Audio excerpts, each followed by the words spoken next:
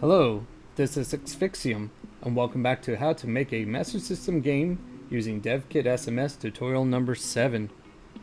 In today's lesson, we're going to finish up our global source code, going over even more details about entity behavior and design decisions. And without further ado, let's get into it. Alright, we're going to start where we left off from last video. We're going to bring in some other global variables here, are general ones that aren't arrays. All these had to do with the entities. These are general variables that we're going to use. Paused. I don't think I have to go too much into that. I have it signed because at one point I was experimenting with something with the pause, but it doesn't have to be signed. It is actually, I just use it as an unsigned car, which it could be 0, 1, 0 being not pause, 1 pausing the in-game action, and then there's another, I think 2 means something different here, and we'll see that as we go on. So it's just a number. Game state is the overall game state, as we kind of went over with the define. So the game state can be any one of these. None, which means initialize, then title and stage where the game actually runs, that sort of thing. And then the previous game state, and what we use that for is when we're on the actual game source code, what will happen is the previous game state, if there's a difference between the previous game state and the current game state, that means at that point to the game engine that we're loading in our resources. And then at the end of that loading, it'll make the previous game state and the game state equal to one another. So then when it runs that game state, the current game state again, now it goes from loading to actually continually running that game state. And you'll see that as we go into the code a little deeper. Substate is when we're in that game state, or the main game state, that there are substates with that game state. And like an example of that would be the cutscenes. So, you load in your resources for the cutscene, and then while it's running or running in that game loop, it will start doing events based on that substate. So like one of them is the, let's say, Junior Pac-Man one, where the stork is flying from left to right from the sky. So that's like one substate. We're waiting for the stork to get to a certain point in the screen. And then another substate is that it actually drops baby Pac, and then it increases speed to go across the rest of the screen. And then the other substates is waiting for baby Pac to get to a certain vertical position. So that means that once it reaches that vertical position, then we can have another substate where baby Pac bounces and then reveals itself, that sort of thing. So again, we'll see a lot of that. The substate is used in every game state, so you'll see how that's being used. Audio bank. This is for audio tracks. We will be using psglib, which is our audio library here, supplied from Devkit SMS. And we need to keep track of, when we start a new track, we also need to know what bank that track is on. And where I call the audio will be immediately after the V blank. And if you recall, on our main C, there's that V blank, and then it is called immediately after to play audio, and then there it will recall what bank we're at. So we're going to do a bank switch before we get a resource, and we're going to do this every time that you're going to use a resource that's in the bank. So you're going to bank switch to that resource, and then the library will actually play the audio at that point per frame. So that's what this is going to keep track of. This track here is the current track that we have loaded that's playing as our background music. And then we need to know sometimes what the previous track was, because certain tracks will play only temporarily, and then once they're done playing, we're going to go back to what we were previously playing before. So that's what we're going to use these variables for. SFX bank is the sound effects bank. So again, the same thing as with the audio bank. You need to know what our bank is that will have the resource that we want to play for a sound effect. So we're going to recall that at the same place that I showed here. So it will, this play audio will not only play the background music, but it will also play any loaded sound effect. Scroll Y is just our vertical scrolling position. We start at 0, and the maximum we can go is 96. And the way that's determined, if you go back to the tile maps here, and we can take a look at the grid. Remember that 32 and 24 is the size that we're going to be using for resolution, which is 256 by 192. And there are about, I think there's like 12 tiles here. You take 12 times 8, that's 96 pixels that can actually move down before we get to the end of our stage. So we can move 96 down, and then as we move the scrolling up, it'll de-increment back to 0. So that's what's in, this is what is going to hold that value, and you can see everything is unsigned car because it's not gonna, none of these values will go over 255. This is a scroll Y amount is the amount that's applied to all the entities while we're scrolling. So we have to move all the entities with the scrolling as it happens, and this is a global amount that will be applied to entities that aren't causing the scrolling. So obviously we don't want to put a scroll amount on Miss Pac-Man or the player, because they're the ones that are responsible for the scrolling when we move up and down. So it will apply to all the other entities like the bonus and the ghosts and all that sort of thing, so that it keeps with the map as it's scrolling smoothly. So this will be that amount that is applied to those entities, and it's applied to their sprite, so their visual representation, not the origin. Scroll lock, I use this to,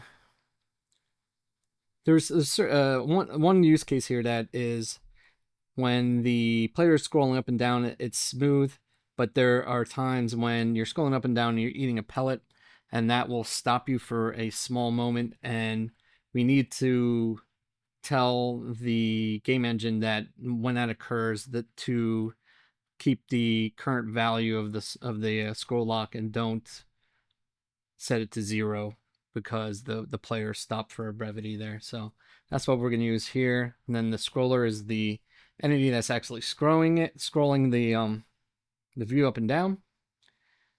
So that would be an index. So it would be either player 1 or player 2, or is it auto scroll? Those defines that we looked at before that we can use for the index.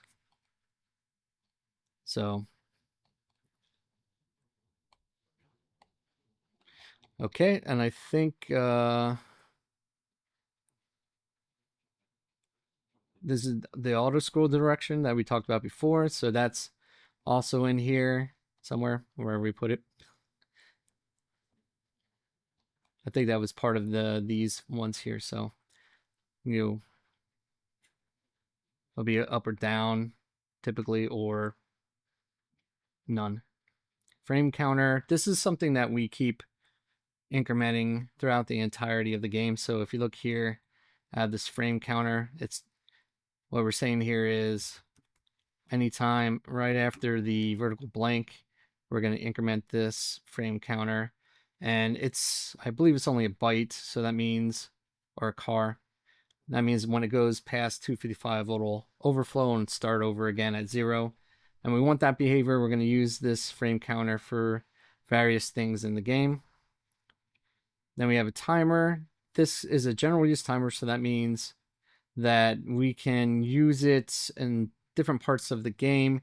It's just there for various things. It doesn't have any like true one purpose. It's a general timer that we can use throughout our game. This is the random number.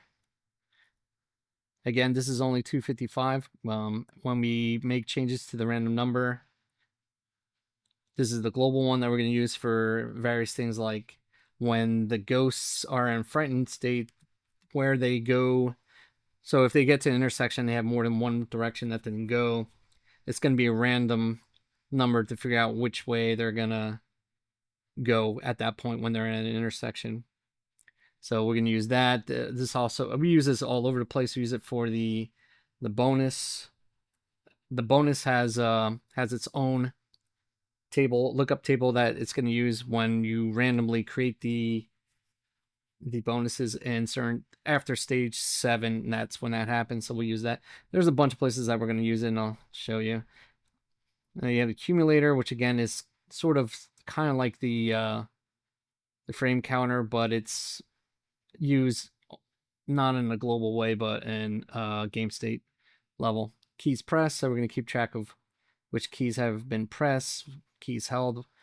The keys that have been held, again, that will be primarily out of Devkit SMS. And I'll show you that. Energizer color. This is probably something I don't need, but I have it there anyway from when earlier when I was doing code, and I haven't replaced it, but this will be we need when the energizers are flashing, they can be different colors depending on the stage. And when we flash the energizer black, we already know what that color is going to be, but we don't know what color it's going to be depending on the level or stage that we're in. So we hold that color here, which again is only a byte. So, and then when we want to show the pellet again, we'll feed it the energizer color that we save when we loaded the stage up for the current player. Game mode is again the 1, 2, or team player mode. So this will be the current game mode. This is one of the options that we're going to have on the options screen, which is if we have pack boost on, or the speed boost. This will be the current player that's actually playing on the stage. So when you're 2-player, you alternate from player 1 and player 2. So that tells you which player we currently have on the screen, and each player has its own stage that it has in memory. So I'll swap over there. I'll also keep track of what stage that current player is on. So, like this player 2 could be way ahead of player 1, and it'll be a different point in the actual game than player 1 might be, and vice versa. When it's in team mode, it is just considered player 1 at that point, and we only use the player 1 memory for the stages. So default lives. This is the amount of lives that we start off with. It can be anywhere from 3 to 5. The lowest is 3, and then through the option screen, they can put it up to 5. This is the current stage based on the current player. And this is the stage map that we have loaded for the current player as well. And then we also keep track of what background palette has been loaded based on the current player as well. And again, since we have this here, which is the bank, so we want to recall the bank, so we're going to bank switch to that palette as we have, these resources up here.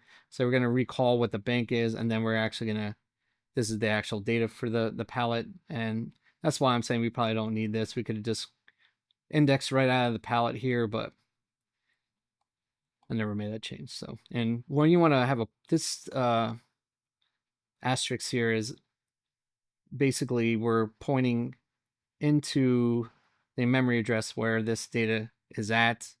So that's what that means. We're actually pointing to the data. It's not the same as the data itself. It's you're pointing to the data, and then from there you can do some indexing to get to the data at that point. So, and that's what we're doing with this. And we need to do that because the bank is set up that way. So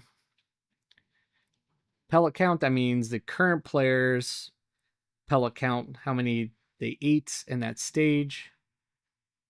the ghost mode. So there's two modes primarily for the ghost. The one's called the scatter mode, and if we let's see if I can find it in the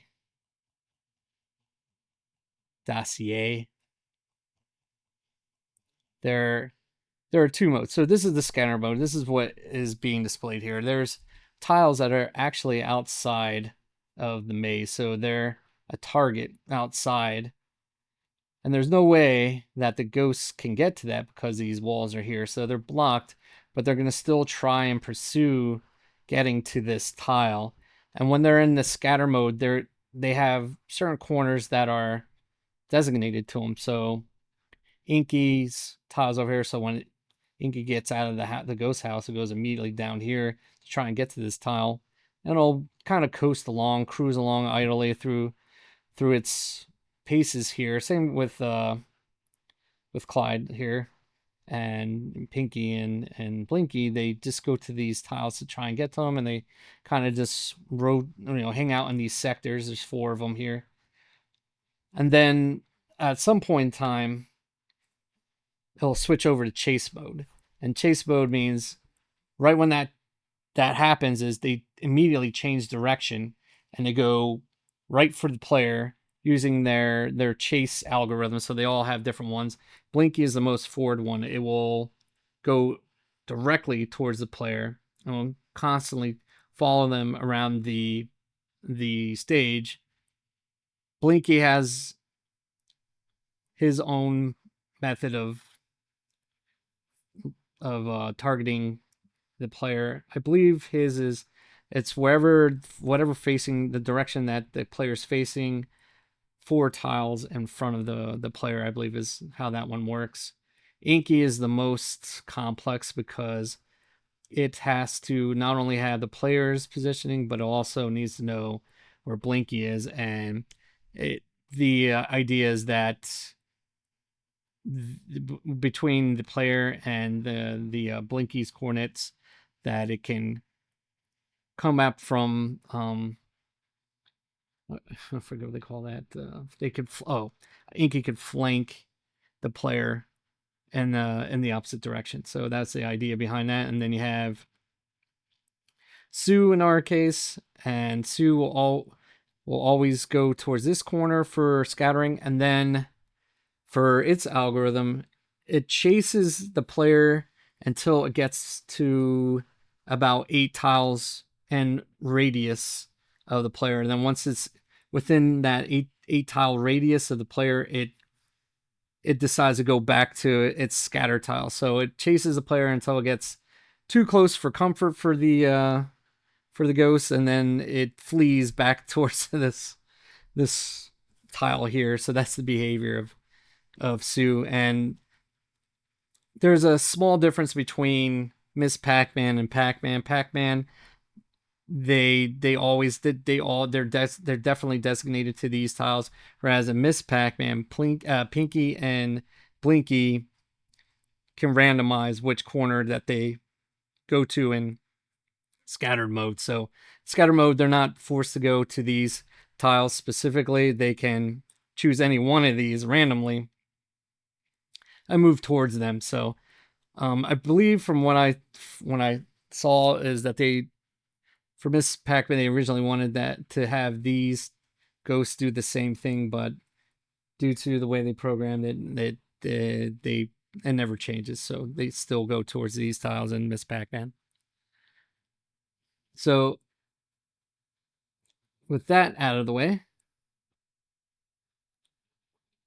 that ghost mode changes. So in Pac-Man, it changes hands about 4 times. So, it'll be scatter mode first, and then after some time it'll be chase, and then I'll go back to scatter and chase and scatter and chase. And it does this about roughly 4 times, whereas in Miss Pac-Man, it only happens twice. So I have a scatter phase in the beginning, then a chase, a scatter, and then the last one's chase, and it's in chase mode after that, and it happens within about 27 seconds or something like that it happens. Though that exchange happens for those two.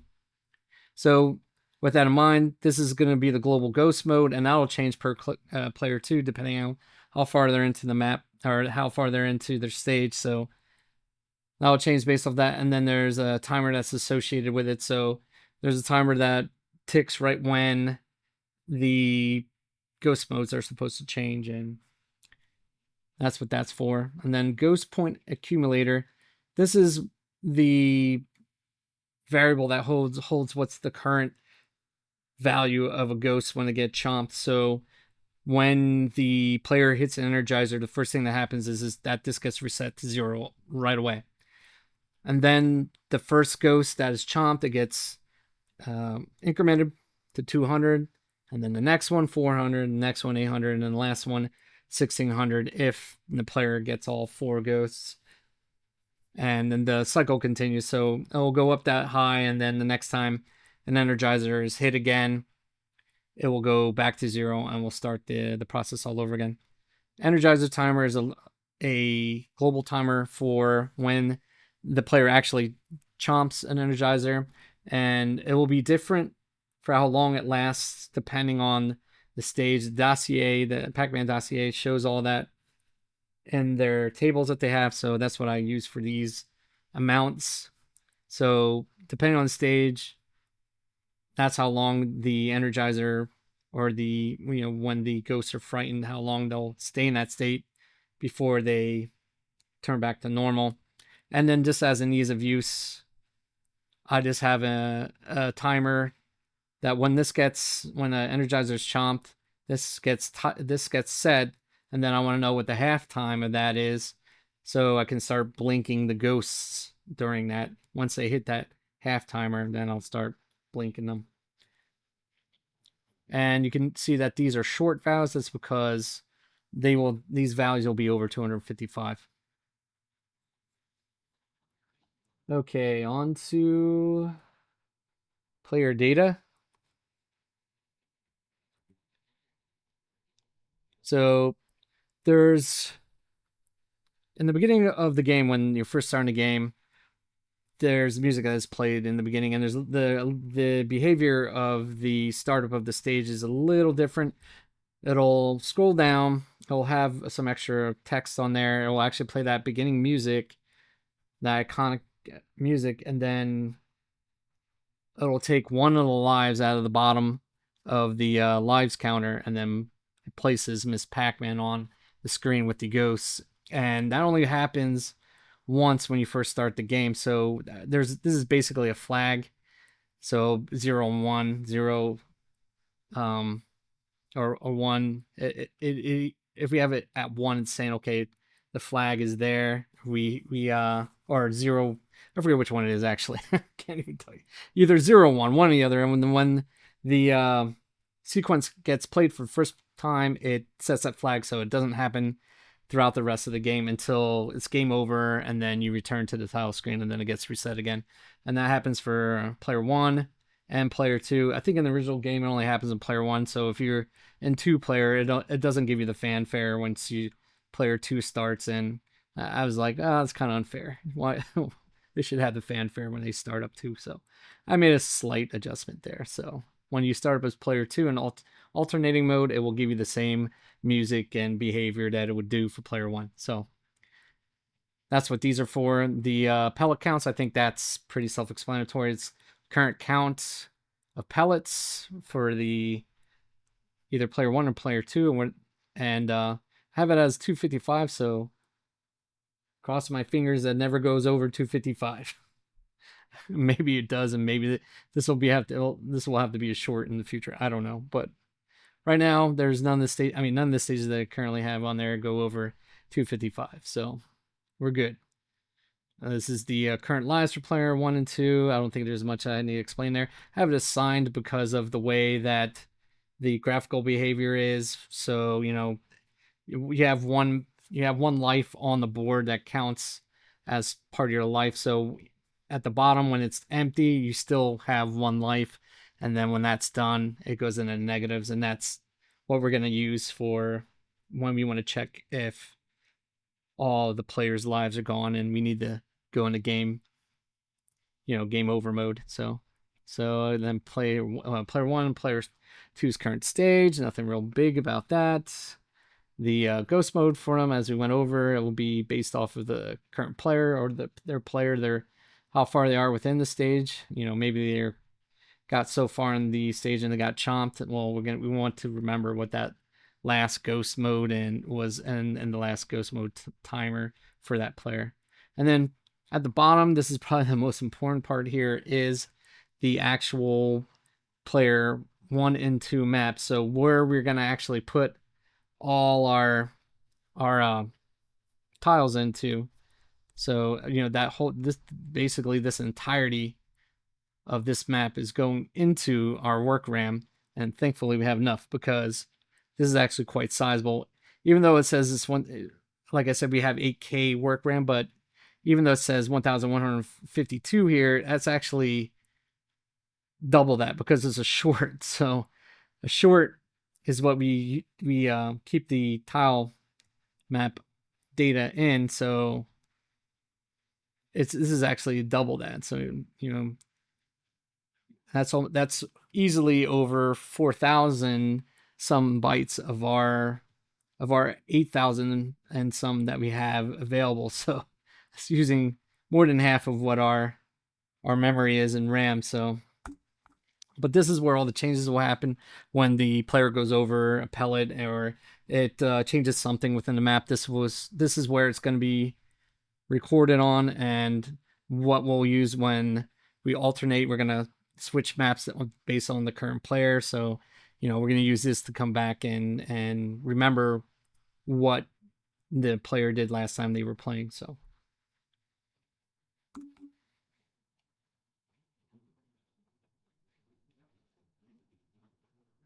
okay, this is about the bonuses. So the bonuses are not randomized. The original game never randomized the bonus. So when the bonus, which is the fruit and the pretzel, it comes into the stage, they come in at when the current player or the player, whatever, their pellet count is either 70 or 170.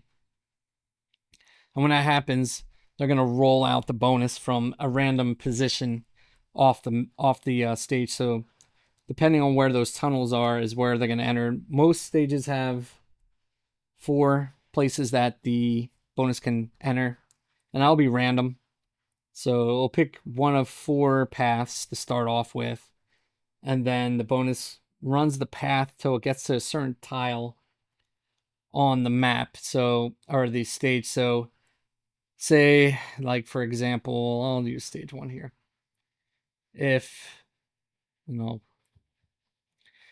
come in from one of these 4, so here, or here, and then there's some path, that random path makes its way around the map until it gets to this, like a tile here, and then once it hits this tile, then there's a hard-coded path that works its way around the ghost house, and then once it makes it around the ghost house one time, there's another 4 paths that it can take to exit the stage, and that's another random thing that it will choose which path once it gets to the end of the going around the ghost house once to exit. So we need to keep track of that, and we're going to keep track of the rays. So the rays are going to have numbers that represent the direction that the bonus will go when it gets to that certain tile or that certain index in the array. Again, it doesn't care about collision detection. It doesn't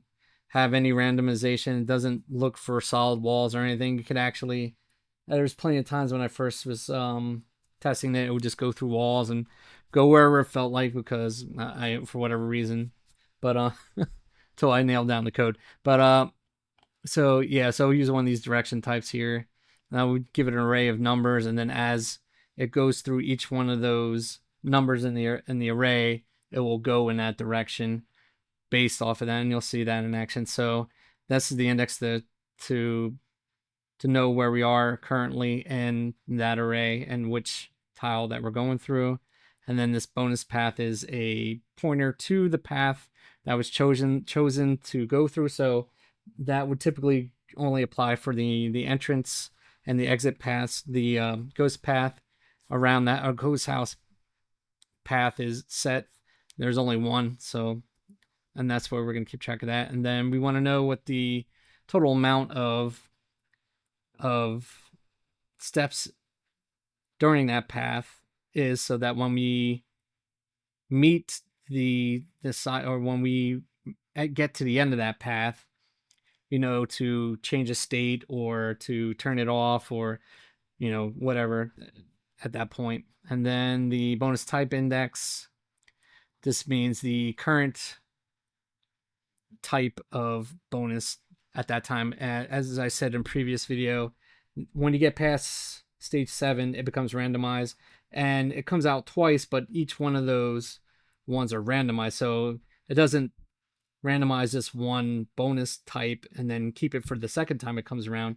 They're completely different each time they come into the stage. So it's different when it comes in at 70, and it's different when it comes at 170. And depending on which bonus is being released into the stage, you want to know what that type is and then award the points accordingly. And then this here is much like what we did with the players. Since we know there's going to be 2 bonus types, we also want to keep track of those types when we stream them into our VRAM. So it's kind of like a temporary place to point where each bonus is within VRAM when we go to copy our graphics over. And the graphics we'll be copying over are the bonus tiles. So we'll be copying in this up to this amount here. So it would be about 512 bytes total, I believe, or something like that. Yeah, something like that. Yeah, so 512 bytes total, which would be this amount here. So we do that for the first fruit, and then we randomize a number. Or if it's below or stage 7, we just copy the same one twice. Or again, like I said, if it's after stage 7, then we would go and grab another one, whatever our randomizer would pick, and we would copy that into VRAM. So, and that's what we'll be using this as a pointer for. Actually, I think this just means that we're just going to hold the index of the bonus type, but this still will play into that part that is discussed with the VRAM. So, and then we have, this is our first look, our lookup table, and I use this in various places in the game. This is just an offset to the Y position, so of a sprite or an entity. So when the fruit or the bonus comes in, it does a little bounce. It bounces up and down as it's moving around, and all this will be is an offset to that vertical positioning, and it'll, as you see, it's a negative number, so that means it goes up. So initially goes up, and these would be pixels here. So for the wherever our index is, our LUT index that we have all the way up here, wherever that is, so it'll start off at 0, and then it'll go to 1, then 2, then 3, and 4, and as that happens, this offset is added to the vertical position of the bonus, so that it goes up about 4 pixels high, and then it comes right back down to 0 for a little bit, and then it goes back up and down and up and down. So we get this idea, or this graphic of it bouncing up and down as you're going through the each one of these. So it'll offset. Again, it will increment this LUT index till we get to the end, and then when it's done, then we're gonna start over again. So that's what this is. I use this for the bonuses, but I also use it for when the one cutscene where the ghosts run into each other after they're chasing Pac-Man and Miss Pac-Man, and they run into each other. I use that here as well. Scores. This is kind of, I feel like I'm cheating a little bit with this, because I generally don't like to have a long in any of my code if I can help it. and I need it here. What's long? It's so as we talked about before, a car is a byte, which is 0 to 255. Short is 2 bytes together, which is 65,535. But we need something bigger than 65,535 because our score can be 999,999 is the maximum score. So it has 6 digits complete, whereas the short only has 5 digits. So there's no way we can go any higher than 65,535 if we're using a short or an int. Instead, we need a long. And a long, well, we could probably go with a smaller number, but long is what we're going to use here. So long is actually 4 bytes. So it's double the size of a short, and the maximum value for it goes into the millions. So that's why we're going to use this type here. So it's an unsigned long. That means it's never a negative number. It's going to be in the millions, and that should cover our score amount for our player 1 score, player 2 score. And then we also have to keep track of the high score. So that's what I use these for. I only do that because I feel like the way that I do when I increment the score, which you'll see later what that's all about, and when I increment the score, it's more of a character representation of the score. It's not really a legitimate numeric. And you can go through the visual representation of it or the car representation of the score, but it's a little too time consuming for my liking. So there's going to be 2 different things with this score. There's going to be the visual representation score that will rapidly increase as the players go and increase their score. And then there's the actual score value. So this is the actual score value for that. And then this down here, which I will show you soon enough, will be our visual representation of all the scores. So that line where all the scores are at the top of the stage, this will be the thing that actually holds and remembers what our high scores are, what our player 1 score is, and what our player 2 scores are. So I'll get into that a little bit. So then we also have one here for the extra life. I have this as a short because I have it as 10,000, and it's more than a car can carry, which is 255 again. You'll probably get sick of hearing me say that, but I'm going to reiterate it, that this is important, that with the types that you pick, you try to avoid going with the higher ones if you can. You want to go with the lowest type or data type that you can for what you're using, because that plays into how things are calculated within the CPU registers and some other factors there. So we want to try and make it as mean and lean as we can when it comes to that, even though I just put a long in here. But for the most part, you try to want to avoid having data types if you're never going to hit those numbers, like having a short for something that will never go over 255 is basically wasteful at that point. So you want to try and keep it as close to your maximum value that you foresee or anticipate that data being. So again, short, extra life, we could change this at a point in time. I left this here because I thought maybe if down the road someone made a different version of this game that they could, have it, maybe they have an option screen where they can set the extra life to whatever they want it to be, and there might be different options. Maybe you did it's 10,000, but it's something that you get every 10,000, or maybe you get it at 20,000, or maybe you get it at 5,000. Whatever the deal is, that's what this is. And then this, okay, so what is this? What is this? These characters, and how many characters is it? If we hover over scores, it tells us that, or at least should tell us. Huh. Well, it used to. I don't know what happened. Well, there's 32 of them here. So these 32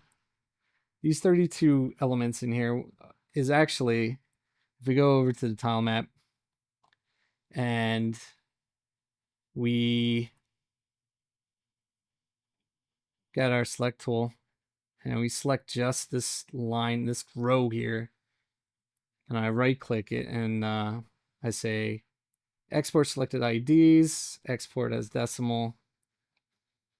It should be my numbers. So see how these numbers match. That's exactly what we have here. What we have here is the actual tile IDs that are in there. And if you take even a more closer look at it, where we turn on the show tile IDs, you can see those numbers here: 256, 256, 259. All they are the numbers that we have over here that we put in the tile set.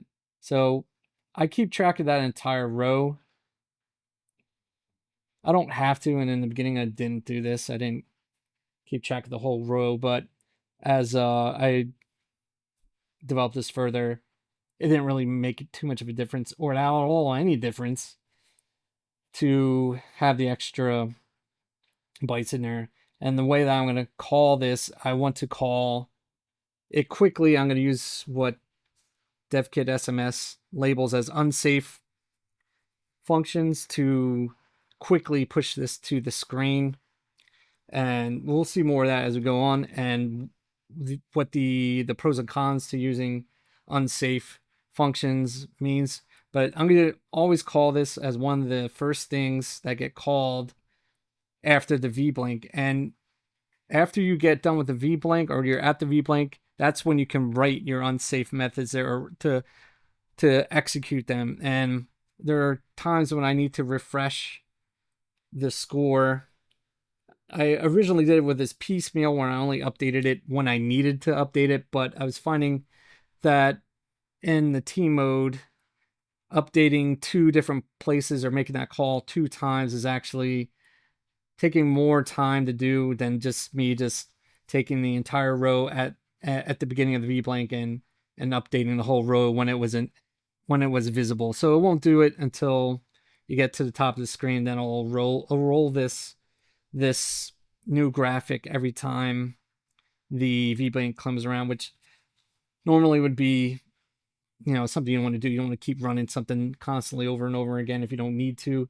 Typically, in an optimized situation, you only want to update it when you need to update it. So you would update it typically when the score increased or the change. So, and that's originally how I did it, but I found that to be, it interfered with things, and I didn't really like how it was. So I just made it that, okay, if you're at the top of the screen, if it's visible, then you're just going to keep updating it with the current row of values, which is this. So we're going to update this when the player rolls over pellets, when he eats goats, when it gets the bonus, whatever it is. Anything that changes the score, it will change this in-memory array.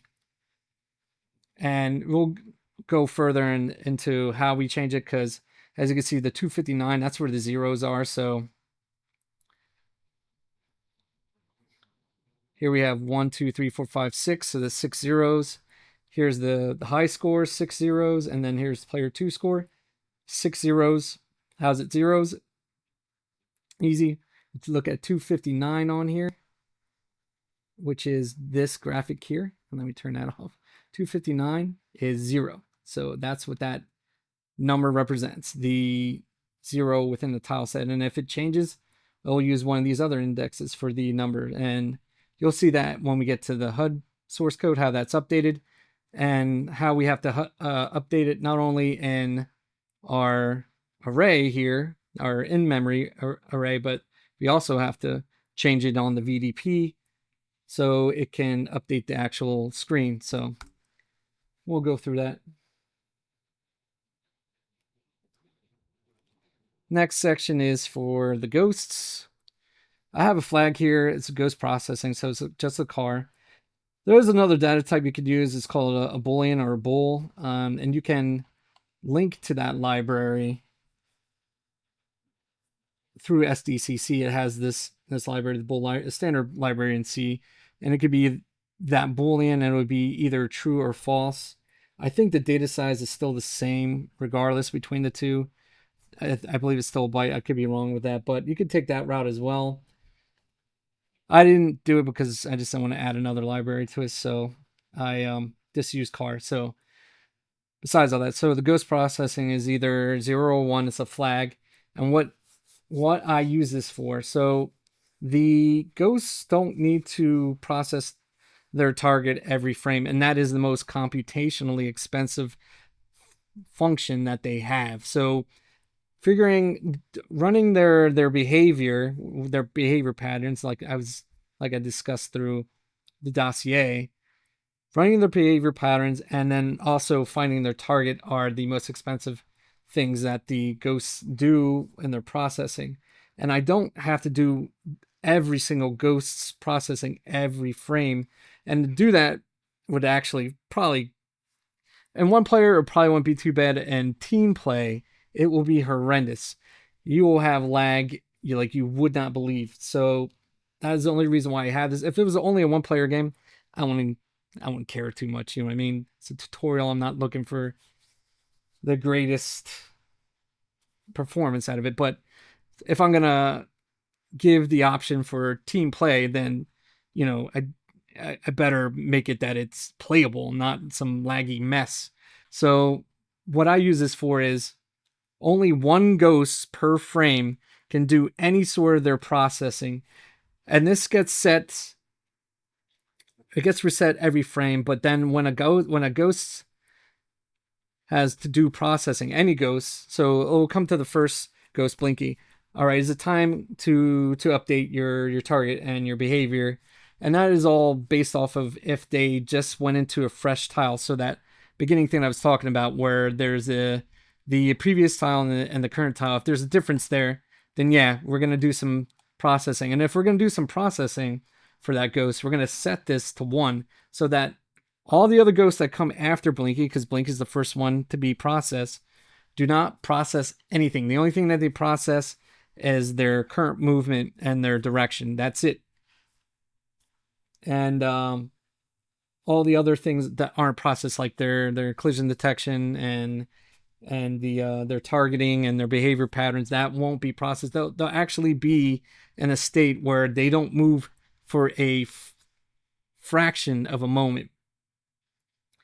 That allows for a lot of more things to be processed because since we only process one ghost state per frame, that gives us a lot more processing room to do whatever we want. And it's negligible. You won't notice it. It's very rarely have I seen while I'm playing the game where it really pops out at me. It's very rare. It's very rare to have all the ghosts to stand still or whatever because of this processing flag. So it's kind of a cheat in a way, but it works because I only process one ghost a frame, and all those expensive computations like getting the directions and checking which tile is not blocked or this and that, none of that gets done. You just have it moving or it stands still for a brevity where it doesn't do anything. It may move, I'm not sure, but we'll get to that code, so it'll refresh my memory when we get there.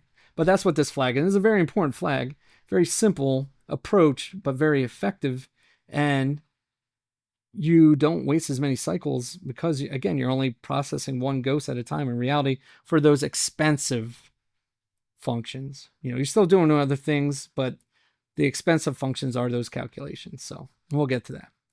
Ghosters, I think I explained this a little bit before. This is just a temporary array. So when you're processing a ghost, it needs to know when it gets to its next tile, like where it can move. So it'll check all 4 directions, up, down, left, right. And then it'll put a flag in there if it can move or not, true or false, basically 0, 1.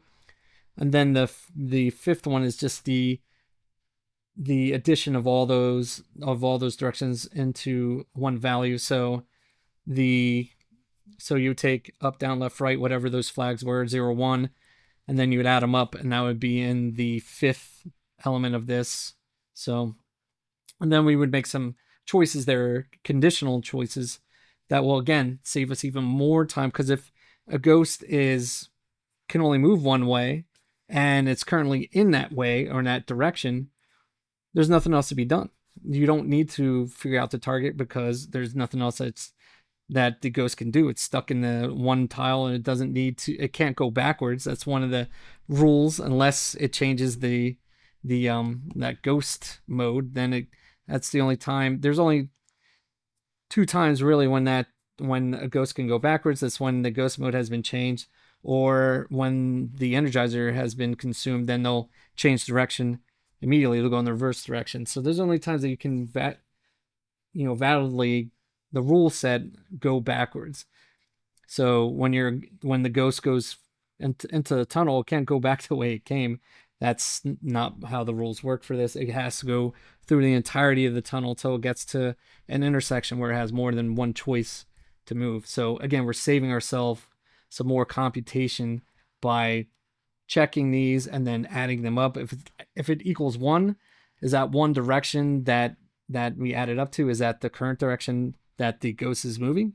If it is, all right, just keep moving and do your collision detection, but there's no reason for you to computate the target or any other sort of thing that happens afterwards. So again, saving yourself some cycles through conditionals. Ghost offsets, these are used for the random number. Sometimes when I have something that's running within the same frame, I want to offset the random number with something like, I think I have like 64 as the number here, as that will offset the random number to give it a little bit more quote unquote randomness. I don't know if it really accomplishes that, but I do have that here. Scatter targets, these are targets that we talked about in a ghost dossier. They're corners, so these corners here have a tile ID that's associated with them. And what I do is based off of the ghost index, so Blinky's first, then it's Pinky. Oh, sorry. Blinky first, then it's Pinky, and then it's Sue. Oh, no, it's not Sue, sorry. Inky, and then it's Sue at the end. Sue is the last one because her tile ID will be at the very bottom right, and then as we go left, the numbers are less, so then this would be Inky's target tile and scatter mode. So that's what these mean. And when Blinky and Pinky decide, they can pick any one of these 4 numbers randomly.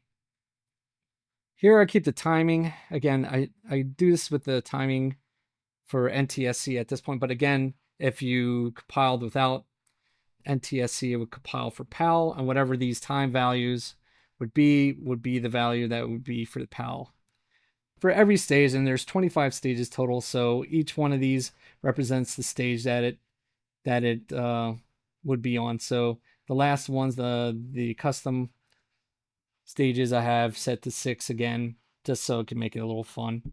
Just wanted to be like some sort of bananas holiday stage.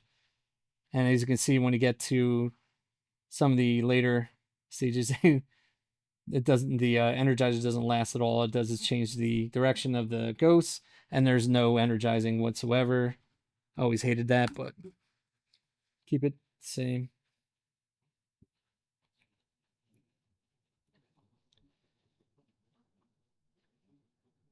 And this is the pellet count. Again, we have 25 as our number of stages, and you can see the last 4 here, which are our custom one. There's only 186 pellets, and I got that primarily by using this and using the highlight count thing. And the first 2 stages are that pink stage, and there's an intermission, and then the blue stage comes in, and then that orange red one that I love so much.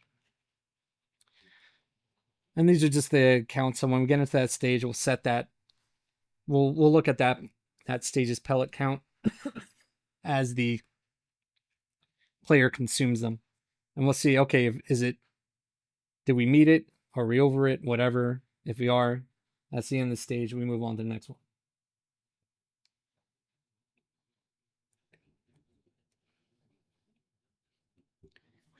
So the stage map they use for each stage. So even though we have 25 stages, there obviously isn't 25 different layouts for each stage. Each stage uses a certain layout or design, and we went over that before. So like even though the first two stages are incrementally greater than the other, they still use the same stage layout. Same thing with the quote unquote second stage and so on, as we did with our stuff. We have stages 1 through 7, so that's what is here. So 1 through 7 is here, but we start at 0, so that's why it's less than 1. So stage 1 is 0, stage 2 is 1, stage 3 is 2, and I know that seems a little odd, but everything in C starts at 0. 0 is the actual 1 where we start. So 0 through 6, which means there's a total of 7 stages, and that's when we go into our current stage. We'll look at this and we'll see which layout we need to load when we first get into it. So this is the bonus item random lookup table that I have here. So it's just if you see, it's just a repeating 0, 1, 2, 3, 4, 5, 6. Actually, I could put better numbers in here other than this, but to make it less confusing, I use 0, 1, 2, 3, 4, 5, 6. What does that mean? So 0 stands for the cherry bonus, and then 1 strawberry, and the apricot orange or whatever is 2, and then pretzel, and then so on and so forth up to banana.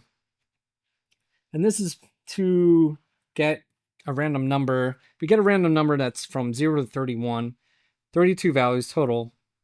So then that random number is going to be from 0 to 31, and then that's going to point into this array somewhere. And that will give us our random bonus item. So when we run the randomizer, it'll pick a number from 0 to 31. It'll go in here, and then whatever's at that element, that number, that's the bonus that we're going to use for our randomizer when we go to pick those bonuses in random mode after stage 7.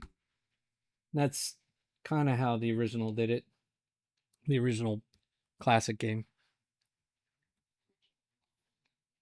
All right, and this is the last one. This just has to do with, there's a act clacker that is used as an animation, and the title main has it, so it has this act clacker, and I keep track of the animations, and I keep track of what tiles it's using. So that's what I have here. So I'll go in here, I'll select this. This is my bottom white clacker, and it's going to go, export it to clipboard, and then I'm just going to keep that number. So should be the same one here when I paste in, and it is, I think. Yes, it is. So all that is that I copy those tile IDs, I put them in here, and then I use them later. So that's for the bottom. For there's 3 frames of animation. So now I get the next one because I'm changing the background tiles. I'm not changing a sprite here. And I would just go in here and grab this one and select the ID again and decimal. And then this should be the same thing when I paste it over top. It is. And then you notice I did something a little different over here. That's because when I use the tile flipping optimization, one of these tiles are actually being reused in the second clacker. And I'll show you what I mean by that. So when I come in here, I select and I grab this, I'm gonna, put it in here like I said, like I did with the other stuff. If we take a look at it as a tile ID, you can see that I have 410 here as a tile ID, and I also have a 410 up here, but they don't look anything like one another. Even though they're using the same tile ID, they don't look the same. This is much different than this one. Why is that? It's because when we brought it in, the SMS Tile Studio optimized the tile set, like we said, by using both directions, or both each flip, or the horizontal flip and the V flip. So when we go to the H flip, it's the same tile, but it's been flipped from left to right. And then if we go to the V flip, it was also flipped vertically from down to up. So it's using both these flags for the same tile and to save some tile real estate here. So when we get to this last one and we paste it in, you can see our 410 is here twice in that array. All we do is use these constants that Devkit SMS has provided for us. So we're just gonna put a pipe and say, okay, it's flipped horizontally, and then another pipe, okay, it's flipped vertically as well. So we take this entirety of this element and take it as 410, but also put the flipping attributes onto it since it's a short. So like I said, everything on the tile map is 2 bytes, so that would be a short, and that's why this is here. It's convenience. And then again with Actop 2, we go in and we grab the last one here that we want, and just I don't even need the top ones, but just to make it uniformed, I go in there and I copy it and paste it into my array, and there we go. We have all our tile IDs that we're going to need for the at clacker frame. The reason why I have it here on the global aspect side of the thing is because it gets used through 3 other scenes, so it just makes sense to have here. And then I believe that's everything. That's everything we have for our global variables. It's not a whole heck of a lot, but it's also not all that little. Hopefully all of it made sense, or you can come back and try and understand what I said the first time. And I hope you liked it, and I'll see you on the next one.